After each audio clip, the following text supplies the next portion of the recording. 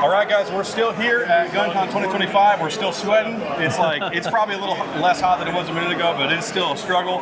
I'm here with Plenty. He's got some thermal optics right now he wants to, tell us about. Go ahead and share what you got, man. Yeah, so I'm with NocPix. We're glad to be back at GUNCON.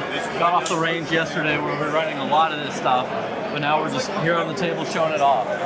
So got a lot of different options here, starting with the Lumi family, which is just a nice, lightweight, compact, just a unit that lets you bring thermal capability wherever you go.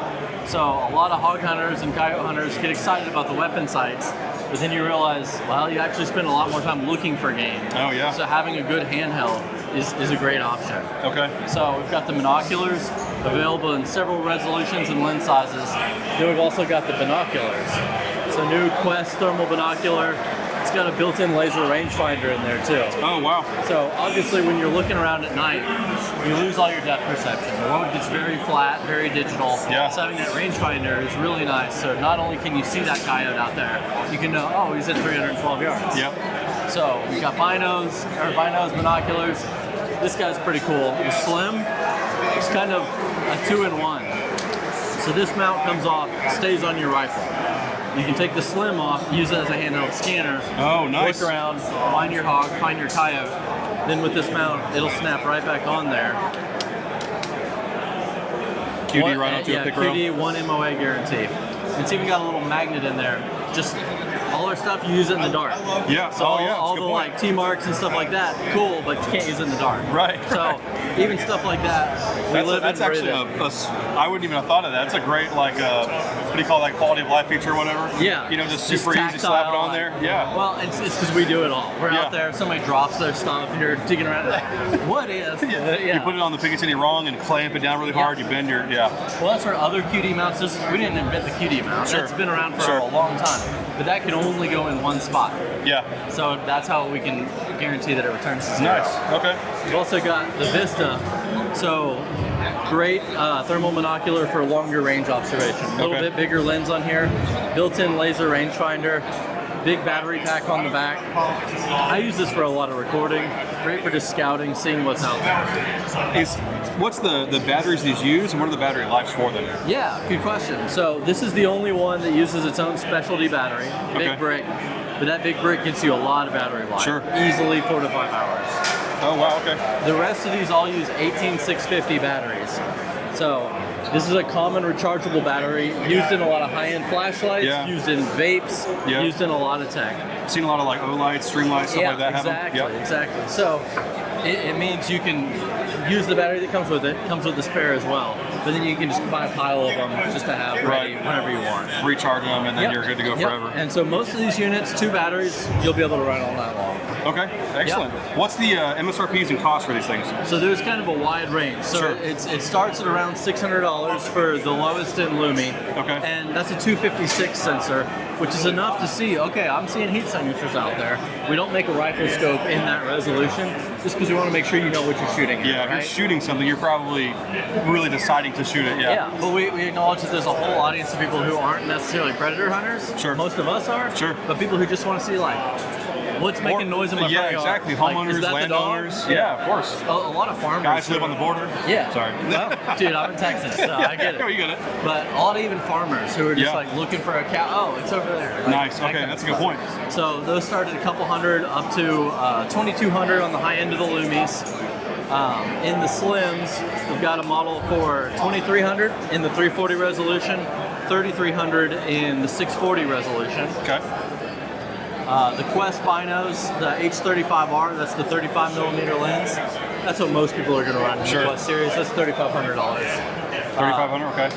And about the same for this guy as well. Okay. So that's kind of all the handhelds, plus this that's a 2-in-1. Then we got stuff like this too. That's a beast of a rifle already. Yeah. Is this one of yours or is this somebody else? Yeah, this is yours? This is what we were running on the range day yesterday. Pretty sweet build. So the Ace line has a cool feature in that all thermal optics have digital zoom. Right. They have a native magnification, and then to zoom in more, you always have to crop in. Right, exactly. This can do that, but it also has ocular zoom. So the eyepiece, you can actually zoom in on the eyepiece. So it is physically zooming a lens onto the screen or projection or whatever? Exactly. Wow. So we have a ridiculous... So no degradation in resolution? Right. Wow, okay, excellent. So we have a ridiculously high resolution screen in here, 2560 by 2560. Wow. It's like when Apple Retina display came out, that was like 300 dots per inch. This is a little over 2,000 dots per inch. Oh my gosh. So you can now zoom in on that screen without having to do digital zoom. You can do digital zoom as well. That's amazing. But we've got this available with and without this laser rangefinder, just like this system in the Vista. Okay. Got it available in a 640, 384, and then the big 1280 over there as well. Gotcha. Okay. So a lot of the guys who are into all the coyote hunting contests and just like out there where making the shot really depends on it, there's money on the line, or you just want the best of the best and you want to geek out on it, this A series is pretty cool. What would you say? So to be honest, guys, I told him before we started filming, I'm a baby when it comes to magnified optics or thermals, like stuff like that. Where I shoot, you guys have seen the videos, there's not many places we can shoot very far. So I haven't got into it yet, but I would like to one day. Are these options, the scopes and the handhelds and the clip-ons, are these waterproof, water resistant, dust resistant, IP60, whatever? You know? Yeah, all our stuff is IP67, which basically means don't worry about a rainstorm. Gotcha. Drop it in a puddle, you're okay. Don't leave it there overnight. It's well, maybe. You might be okay actually. Sure. It's just not designed for pressure of being submerged below a meter. Gotcha. So it's not designed to keep that pressure on. Yeah. This stuff gets snowed on, rained on. Like most people who are out hog hunting and up north coyote hunting, like we go through some pretty messy stuff. Okay. So. Cool, man. But yeah, there's tons of options. There's no one size fits all thermal. Sure. This may be perfect for somebody and solves everything, but it could be way too much for somebody too, who just wants to, see what's out there. Are there, so say for the weapon-mounted thermals, are there, I don't want to say caliber restrictions, but are there certain calibers that it can't handle the recoil? Not that are commonly used for this stuff. Sure. Like 7 mag, 300 Win mag. That's still pretty big. That's still pretty start good. being careful. Okay, gotcha. Okay. A lot of the guys doing like this, 6.5 or whatever is no fine. problem. No Gotcha. problem. And a lot of guys doing this are running suppressed, are running heavier rifles as well. Yeah. So we really don't run into much stuff like that. What's warranty on these? So we actually have the best warranty in the industry. Glad I asked. Look at that, guys. Layup. There you go. A lot of people have followed because all this stuff, they're computers more than their optics. So any technology is going to not have the standard warranty that you expect with like iron sights. Right. So we have a 5-year warranty on all of these with a 5-day turnaround guarantee. Oh, wow. So ship it to us if there's a problem, we'll replace it or fix it and ship it back to you within 5 days. Wow. And that's just because when guys are spending $6,000 on a thermal optic, and you have especially states that have a limited predator hunting season, you don't want to worry about, hey, I shipped it off, when am I going to get that thing back? Yeah, I leave my trip in like 2 days, whatever it is, so or a we week. just try to be really, really snappy about that. That's excellent. And honestly, that's why people really like buying INFARAY Outdoor and NocPix products. Great image quality and great warranty. Excellent, dude. And I saw these two over here. Are these other clip-ons? Yeah. Let me throw this back on the... So this is on the INFARAY Outdoor side. This is probably our most popular unit. With this mount, we call it a pigtail because it's a Wilcox dovetail and a Picatinny rail. Oh, wow. So this one unit is 640, which is the same resolution as all these bigger scopes, but packed into a small, compact little unit. Wow. It can be used as a handheld scanner. It can be used as a clip-on to a helmet. It can be used as a clip-on in front of a weapon sight as well. So no matter what LPVO you're running or regular scope, put that in front, and now you have a thermal-capable optic. Yeah, you want to be careful on some of the higher magnification ranges, but 1 to 6 is the sweet spot. We've got it on a 1 to 8 here. Looks great. At the very high end, you can see a little bit of That's what I was going to say is, and again, I'm new to this, when you crank down magnification really high on a clip-on, it's not like this where it's internal. Yeah. Is there any kind of like inherent POI shift or... obviously resolution degrade, stuff like that. Talk about that. Yeah, so natively there would be, you're right, because you're trying to match up your day scope with a screen, with a sensor, with an objective. A lot of layers. There's a lot of different stuff there. Yeah. So there's actually a procedure called collimating the optic. Okay. Where when you put it on clip-on mode, it almost has a little screen within the bigger screen, and then you can move that around as many pixels up, down, left, right. Okay. So I always recommend get your day optic zeroed as precisely as possible at whatever actual range you're going to use it. Yeah. Then you put on your clip-on, and you just see what that shift is. And then there's a menu in there. You just hold down 2 buttons, pops up that menu, and you go up, down, left, right. Gotcha. And you can match it up perfectly. Gotcha. Okay. So we were running that on the range last night, and then we can take that optic right off, and it'll be a great day off. And so you were saying, the last 2 that you have, you were saying that has the same resolution as these. What are these here? Yeah, so that has the same resolution as this guy right here. So Ricoh is rugged infrared compact optic. Nice. So this is kind of the bread and butter of the InFARAY line. Okay. Really popular unit, great image. It's got a 50mm lens, really large, high resolution display, nice, easy, smooth zooming. Okay. A lot of these you punch in and it basically doubles. So Sure. 1x, 2x, 4x, 8x. This you can actually step it however you want. Okay. So it also has a built-in laser rangefinder. Cool feature about this laser rangefinder is it has a ballistic calculator built into it as well. Oh, wow.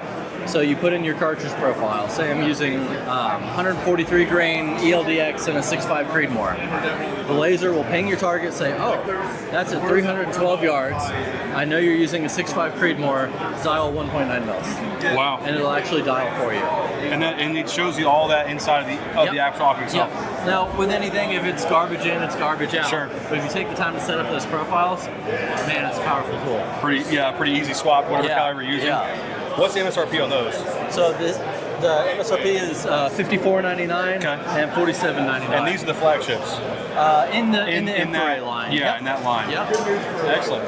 And then this guy, different style. I'd say it's also a flagship, but it's just kind of a different body style, if you will. Gotcha. It's like putting the Hemi in the truck versus Hemi in the sports car. Gotcha. Okay. That was a great analogy. So tube style optics, you can use standard scope mounts. Is it a 30 millimeter? 30 millimeter. Okay. And so I always recommend this for people using it on a bolt action, right? Because it'll clear that bolt handle. You don't have to worry about the width of the optic. And you can move it forward and back, so eye relief is very adjustable. Gotcha. Okay. On an AR, those are awesome. You can, with a mount like this, you can make this work on an AR, but a bolt action, I almost always recommend this. Okay. So this is a 1024 by 1024. So large, round display, beautiful image on this guy. Wow. And I don't know how all this manufacturing works, but do you guys manufacture these, like the scope bodies, yourself also? Or is that like another company that makes the actual body itself? Yeah. And then you all put all the electronics and make it work? It's a good question. So we, like INFARAY USA is the US distributor of both brands. Gotcha. Okay. So of INFARAY Outdoor and of NocPix. Gotcha. Okay. Sensors are made overseas and probably one of the largest and best microbolometer factories in the world. Gotcha. Okay. Then when they assemble that, they look at who makes the best batteries. So like right now we're using Nitecore batteries. We also brand our own as well, but we look at all the different basically pieces, and those are subcontractors. Some of it they make, some of it they buy. Sure. But ultimately the thermal sensor is the biggest variable. Yeah. So that's what's different about our brand versus some of the other ones. Some of these other brands build a housing and buy the sensor. Oh, and then they just put it together and then they let it go. Exactly. So we start sensor first and say, based on the specs of this sensor, let's build around it. Okay.